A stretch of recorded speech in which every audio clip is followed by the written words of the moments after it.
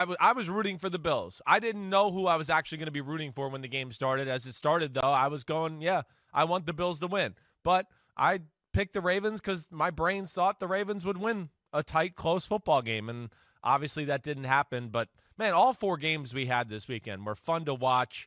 That included, and weather elements, everything kind of played an issue in that football game altogether. Yeah, the wind affected Justin Tucker on Saturday night, and 17-3. I mean, look, it really was an exciting game until the moment of the Teron Johnson pick 6. That's when it all changed, and then Lamar Jackson exits with a concussion, and it was just, kind of this weird, vague sense that maybe. No, there was no maybe after that. The Ravens were done. The Bills advance. All right, it's superlatives time. Chris, Divisional Round edition. I'll let you go first. Maybe we have a new song for us coming out of one of these 4 games. No, I don't think we will. But I was going to start there with "Don't Forget About Us" and the Bills' defense. I mean, that they deserve a little love. We've talked about the Bills' offense, Josh Allen, all year long. The Bills' defense kind of got steamrolled against the Colts last week. You and I, we picked the Ravens to win the game because we thought, man, they'll steamroll the Bills' defense, the Ravens' offense, and Lamar will make a few throws to win the game. I think that's what we both thought. But just, can't give enough credit to Leslie Frazier, Sean McDermott, the defensive game plan. You could see really pretty early on that Baltimore, other than that first few runs of the game, you went, ooh, there's a lot of people in the line of scrimmage. And the Bills have, a well-thought-out attack. You could see there was people always there to make the tackle no matter what kind of run game design it was. And there we are, 10-3. Bills make that great drive to start the second half.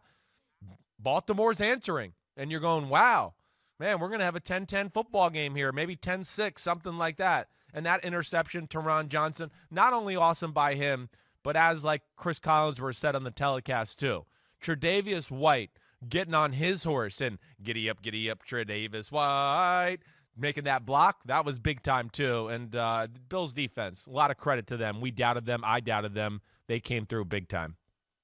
Yeah, and what did you name that superlative? What did you have a name for it? Don't forget about us. Don't forget about us, I said. All right. I'll do the similar vein for mine. And wait, where's Tre'Davious? Here comes Tre'Davious with right there screening off Lamar Jackson and Teron Johnson the rest of the way. Josh Allen said after the game that's a play they'll be talking about for years in Buffalo. And that was the moment where they knew they were getting back to the AFC Championship for the first time since 1993. Now the question is, can they finish the job against the Chiefs and get all the way to the Super Bowl? Can you imagine what the scene will be at the Buffalo airport if they beat Kansas City in Kansas City on Sunday? We saw what it was after they clinched the division title for the first time since 95. It'll go crazy. It'll be amazing to see. It won't be good for the pandemic's purposes, but it'll be amazing to see.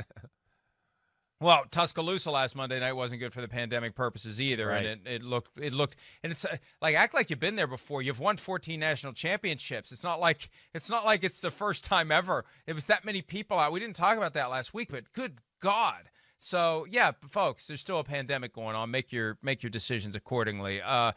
Defense wins championships. We talked about it last hour. Devin White and what the Tampa Bay Buccaneers did, stiffening to slow down the Saints until the Buccaneers offense could wake up in the second half, and also serving up a short field with the interception return, the fumble return that Devin White was there. We see so many times where there's a ball on the ground and defensive players freak out and they misplay it. They try to pick it up and run with it, and it keeps popping around, and the offense eventually recovers it. We can't take for granted the skill level that is required and the presence of mind that we saw from Devin White. The guy's the complete package. The ball's there. It pops a couple times. He just scoops it up and goes. There's no doubt. Ball, mine, gone. And set up the touchdown that made it 20-20, and that was the moment between Antoine Winfield ripping it out and Devin White scooping it up and turning it into very favorable field position. Defense still wins championships, and that's going to be key this weekend against the Green Bay Packers. They need that defense to step up and play, and you got plenty of young guys that haven't played in the snow and in the cold, and it's the Tom Brady influence that is going to get them ready. He'll be telling them all week about what it's going to take. I'm surprised he hasn't lobbied that they they go up and spend the week in Green Bay and practice outdoors to get ready for it. Who knows? Maybe they'll have something like that up their sleeve. Maybe they'll have a giant meat locker a la the original Rocky movie they'll practice in this week. Yeah, no, there's nothing they're going to be able to do to get ready for the cold. And that's going to be something to watch for. I played in Tampa. I can seriously say when we would go north and play in the cold weather, it was a thing. It was a thing with our football team. There's no doubt. We'd walk into New England early in December, and you'd walk in and you'd go, man, we haven't even got outside yet. And there's guys with winter hats and jackets on. We're inside. It's 71 degrees in the locker room, and we're already bundled up and cold. You knew. We had so that is going to be something to watch for. And if it's 22 degrees out, hey, I know, just like a team from the cold weather, when you got to go play a team like Tampa in September and it's 95 degrees out and you melt in the heat, well, sometimes the hot weather teams, they freeze in the cold this time of the year. That will be like a true factor of the football game. And, of course, Green Bay relishes it, and that's where I'll go. Lombardi will be proud is my superlative. The frozen tundra of the Green Bay Packers. But the way Green Bay played in that football game the other day, toughness, running the football, defense, that's where they're different from last year. This is not the same Packers football team that we saw last year. They kind of have shown us this all through December, to where you and I think we were both around Thanksgiving going, Green Bay's good, but are they great? I don't know how good they really are. And here over the last month, I don't know. Right now, I might be going that they're playing the best football in the league. There's nobody playing, I think, better, more complete football than the Green Bay Packers.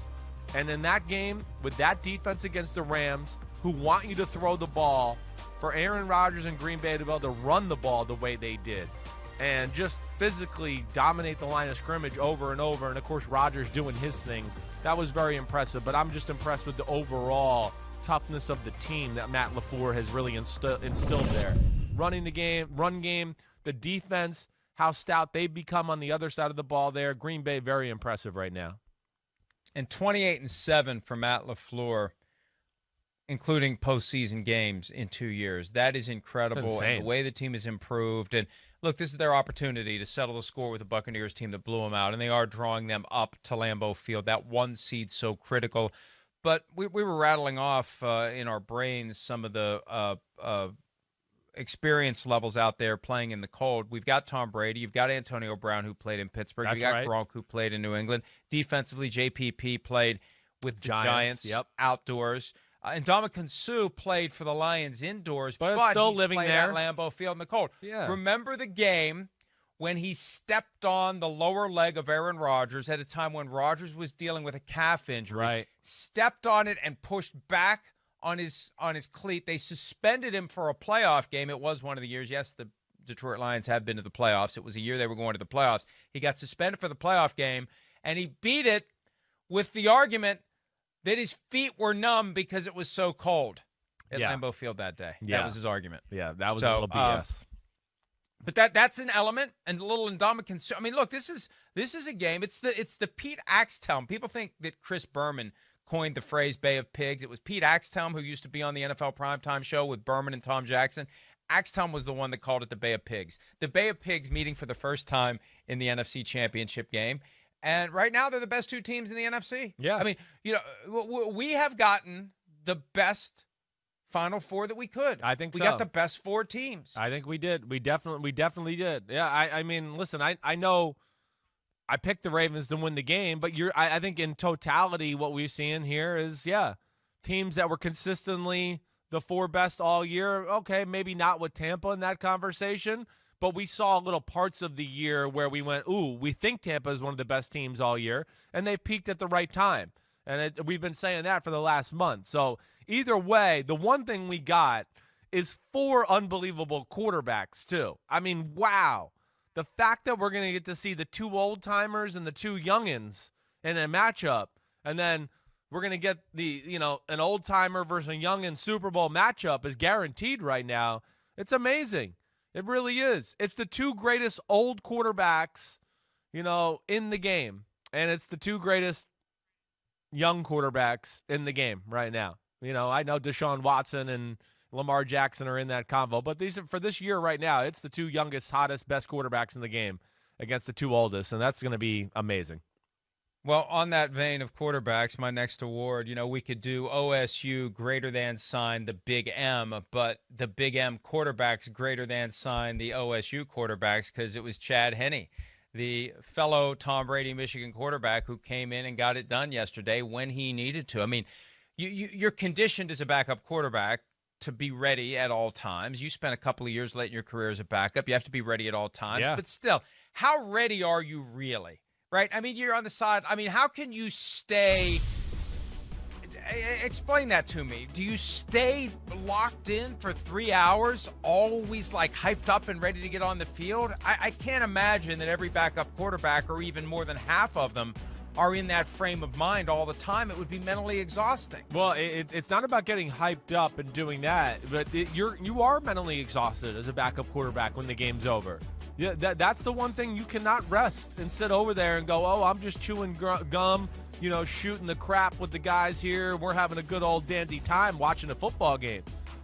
Part of being a backup quarterback is even when you're sitting there on the sidelines, okay, here's the play. You hear the play as the coach is calling into the quarterback, so you hear it, and you've got to right away, start going through the gymnastics of what is expected through that play. And then really, as a backup quarterback, okay, I used to, you stand behind the line of scrimmage a little bit, right? So if the ball's at the 50-yard line, quarterback might be like 10, 12 yards behind that, so he can kind of see the view from the quarterback side. And then go through, okay, hey, Mike's 54. Okay, this is what I would do. We got to, all right, Patrick Mahomes should check here. Okay, Patrick checks, blah, blah, blah. That's part of being a backup quarterback. You cannot mentally lose your edge that way. It's tough once you get out there and have to deal with the physical movement because you haven't had to deal with that. But he obviously was mentally on top of it, and that was great to see. And the fact that he was able to make that throw when he needed to on fourth down, shrugging off the interception that killed the prior drive. I mean, Chad Henne, look, that's the guy that they have wanted to be the backup to Patrick Mahomes. He was supposed to play last year, but he was injured. He got it done. And, I was thinking earlier about your song development, and you have almost enough to fill an album now between the Patrick Mahomes, Josh Allen, the original Aaron Rodgers song, you're workshopping Lamar Jackson. Right. I got an idea for you. Okay. For Brady, and I think it would fit very well because you've had this kind of lukewarm relationship with Brady. The old Barry Manilow song, Mandy, I think you could turn that into a very effective Brady song because it's kind of a very mournful and regretful, the way that the man had mistreated Mandy. You came and you gave without taking, and I sent you away. You could work that in because I think you're starting to come around. I've sensed recently you're coming around just as Brady's getting close to the exit ramp for his career to appreciating what he truly can do. I always appreciate it. I get sick a little bit of the nonstop. Except when you call him a cheater. Well, okay, I think he did there. Yeah, I don't hold punches for anybody. If Phil Simms took the air to the football, I'd be going, damn, my dad cheated too. What the hell was he doing? All right, sorry. I don't know. I'm not gonna lie because he made a mistake. I'm not gonna do that. Sorry. But I have so much respect for him. I think he's amazing. I can't get over what he's doing. I've told you this before, and I'll say it again. I only have a handful of autographs in my house. Tom Brady's one of them. He was my idol. I mean, he really was. So I don't not like him.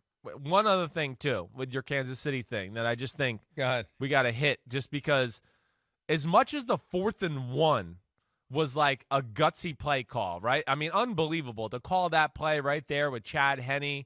But, man, the Chiefs, we've seen them They closed out the Buccaneers that way. They closed out the Dolphins that way. They have a million different ways to run those type of plays. But were you just as amazed as I was on 3rd and 14 that they even dropped back to pass?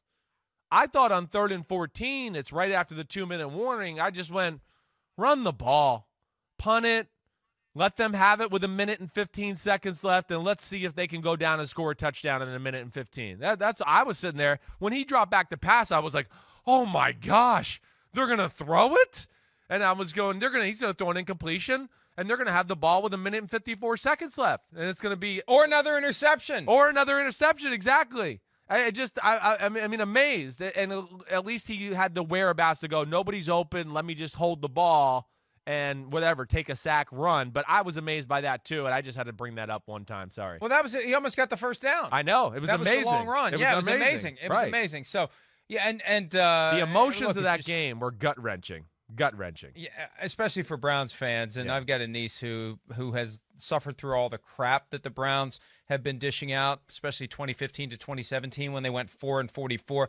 And she was beside herself. But at the same time, how can you be upset if you're a Browns fan about where the team is? Because the future is extremely bright. They've got a great young coach. He'll be coach of the year, and they get a full year now to get his systems in place and make some decisions about roster. Get some defensive players. The overall quality. This can go very, very well for the Browns, and it could be that next year at this time we're talking about the Browns having qualified for the AFC Championship.